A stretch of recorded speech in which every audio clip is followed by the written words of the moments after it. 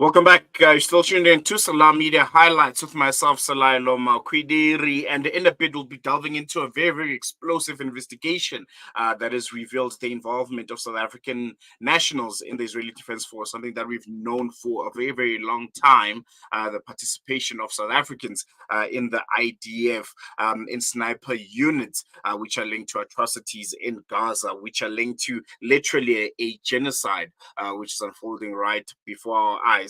This investigation has reignited fierce debates about accountability under South Africa's Foreign Military Assistance Act. And to help us unpack this, I will be joined briefly by Dr. Ahmed, Jhazbhay, lecturer in political science at UNISA and research at the Media Review Network.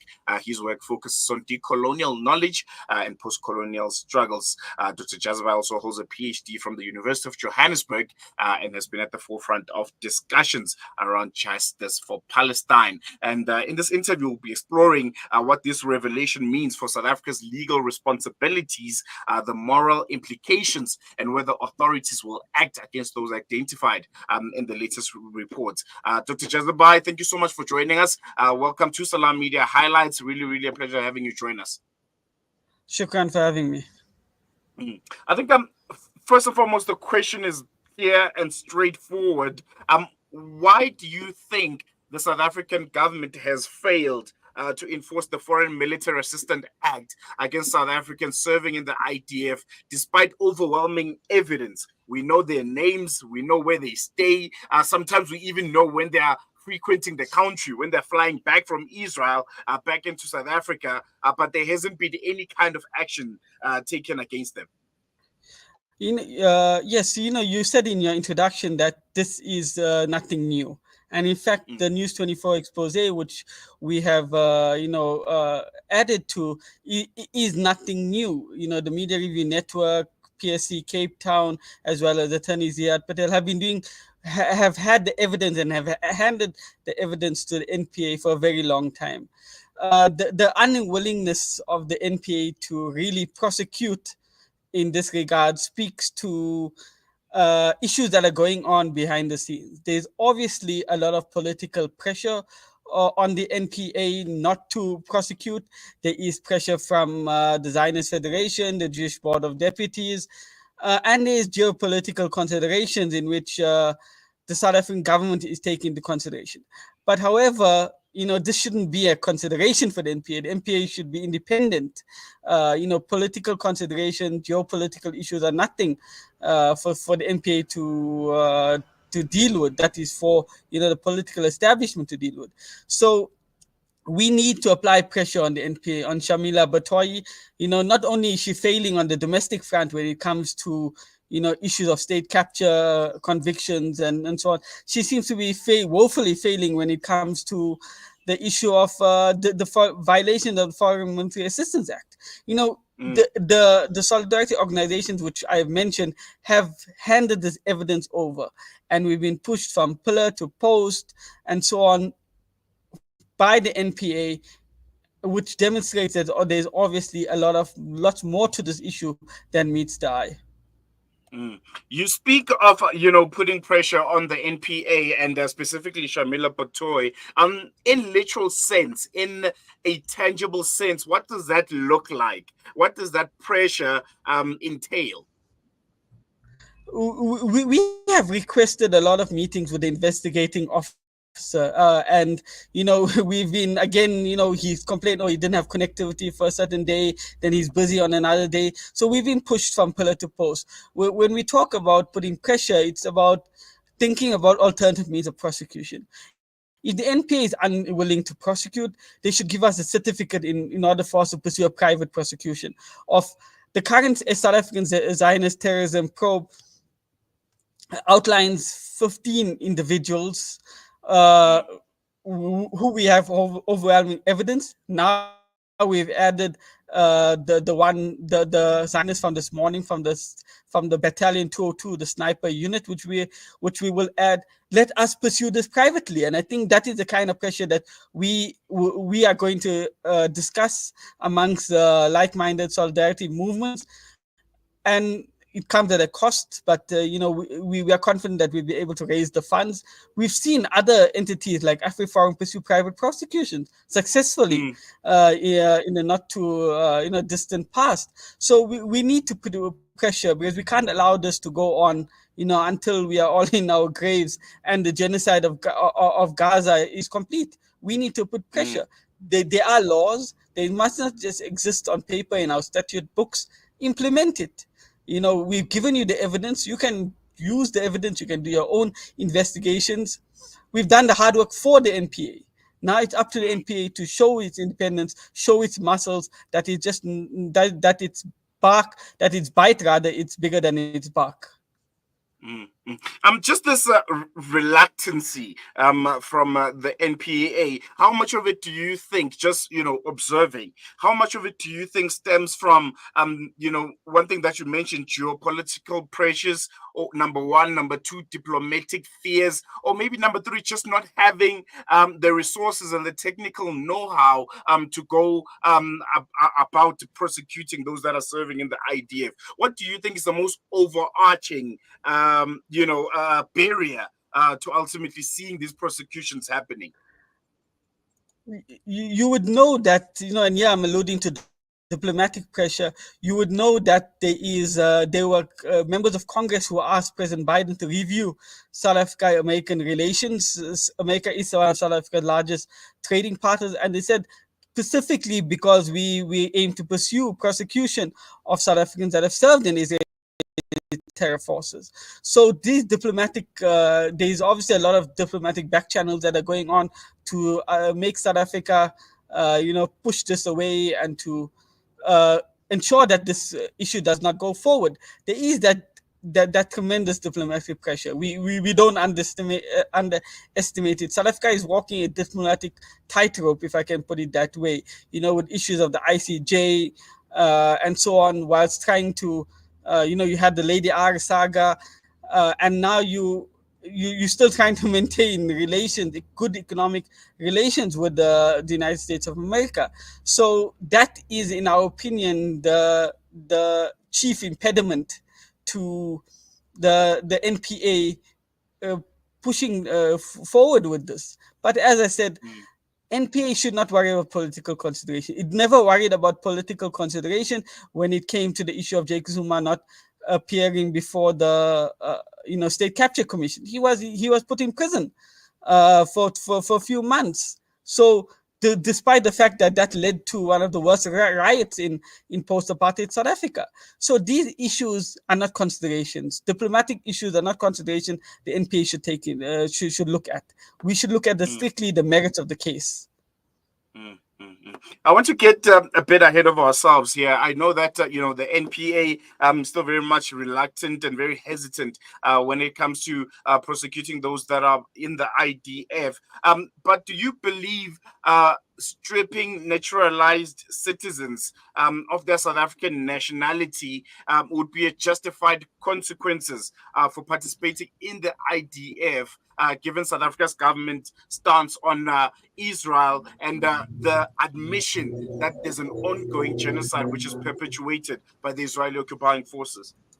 That is one of the options that is on the table, to strip these so-called dual nationals. Many of them, if not all of them, are South African as well as Israeli citizens, because they believe that if they hold dual citizenship, then that is a loophole in the system, according to them. So by stripping them of their citizenship, we can remove that impediment, to so-called impediment to prosecution and so on. So we need to explore all avenues. Stripping them of citizenship is one, but again, there's obviously going to be a lot of political pressure. The Zionist Federation, the Jewish Board of Deputies are extremely powerful lobby groups in this country that that protect the interests of their members. But these are not considerations that we should look at. We should look at strictly at the merits of the case, and if there's overwhelming evidence, then we should pursue the jail time as per the Foreign Military Assistance Act, as well as stripping them of citizenship, to serve as an effective deterrent to current and future violators of the FMAA. Mm, mm. I want to maybe expand, if we can just expand a bit on those pro-Israeli lobby groups, and how much of the NPA's reluctance can be attributed to them being one of those external pressures. Are there some examples that you can mention where these groups can be seen applying pressure to the NPA to make sure that those that are in the IDF are not ultimately persecuted? Ultimately, the internal lobby groups, the SAJ board and the Zionist Federation, we've seen many of them through their media outlets and so on, arguing that that those that are serving in the IDF are doing so out of loyalty to the ancestral homeland, to put it into put in my land, to use their words. Um, Mm, so they've used that, and there's obviously been some back channel pressure on government, not to proceed, but ultimately they have went to members of the US Congress to use them to pressurize the South African government. So they sometimes do not engage directly with the NPA or with the South African government. They actually went to Washington to get to lobby members to put pressure on the South African government via Biden reviewing South Africa U.S. relations, particularly through the Goa trade agreement. So mm, there is both direct as well as indirect lobbying efforts. And this is clearly putting a lot of pressure on the South African government, which, as I alluded to earlier, is walking a diplomatic tightrope.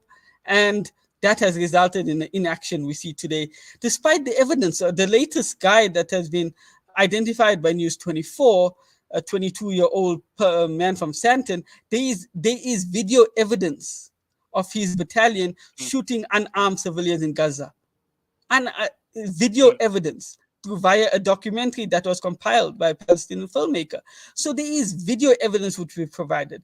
There is Facebook posts, Twitter, TikTok, Instagram, where and even once a mother of one of the soldiers spoke on Facebook that her son is in Gaza right now, and she wishes him well, and she wants him to defend the Jewish people in their homeland. This was during the current genocide. I think it was around November, mm, December last year.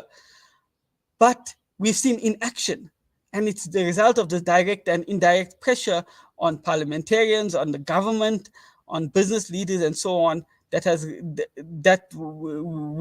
where we find ourselves right now.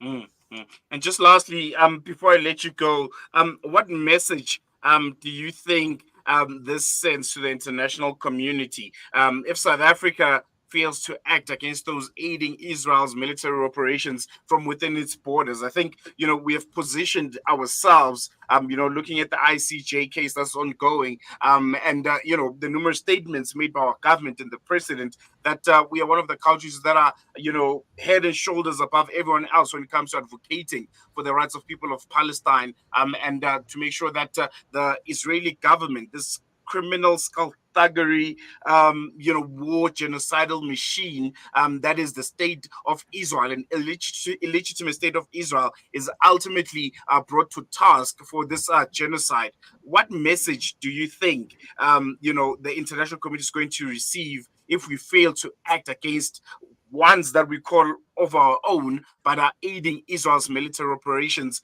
and this genocide in Gaza? I think, to be fair, we must give the South African government kudos where it deserves. The ICJ Mm, case is something that, we've taken on the forces of empire, the US, the Western Europe, Israel, and so on. So we must give credit where credit is due. We shouldn't be unfair.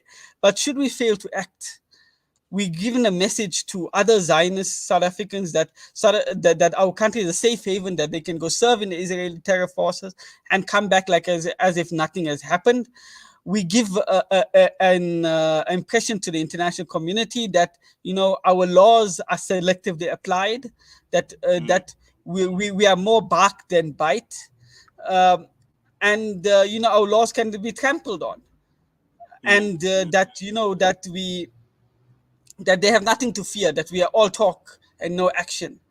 and that has repercussions, and that will have repercussions going forward on the country. So it's imperative that the NP acts without fear or favor, without political influence, without geopolitical considerations, without pressure from lobby groups, uh, in act on principle. And we mustn't put the impression out there in the world that we are a country that is based on principles, and we'll act on our principles, act on our laws. We are a sovereign nation. We are not a client state of the United States of America. We are not a client state of Europe or any other country. We are a sovereign nation.